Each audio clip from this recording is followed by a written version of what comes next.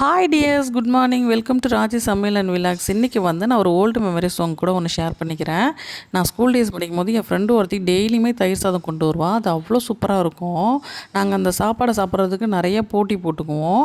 எங்கள் வீட்டில் எங்கள் அம்மா தக்காளி சாதம் நல்லா செஞ்சு தருவாங்க. அந்த டைமில் நான் பிரியாணி ஸ்டைலில் செஞ்சு தருவாங்க. அந்த சாப்பாடு மட்டும் எனக்கு பசங்களுக்கு ஷேர் பண்ணுற அன்றைக்கி கொஞ்சம் கஷ்டமாக இருக்கும்.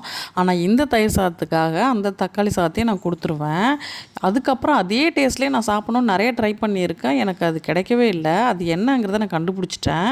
அது என்னன்னு பார்த்தீங்கன்னா, வீட்டில் போட்ட பசுந்தயிர், அதுக்கப்புறம் வீட்டில் போட்ட ஊறுகாய் மிளகா இருக்கு இல்லையா, அதை போட்டு தான் தாளிக்கணும். எண்ணெய் ஊற்றி அந்த மிளகாவை நல்லா வறுத்துட்டு கடுகு போட்டு வீட்டில் போட்ட அந்த தயிர், அதுக்கப்புறம் கொஞ்சம் கருவேப்பிலை, உப்பு, அவ்வளோதாங்க. வேறு இஞ்சி எதுவுமே சேர்த்துடாதீங்க, டேஸ்ட்டு வெரி ஆகிடும்.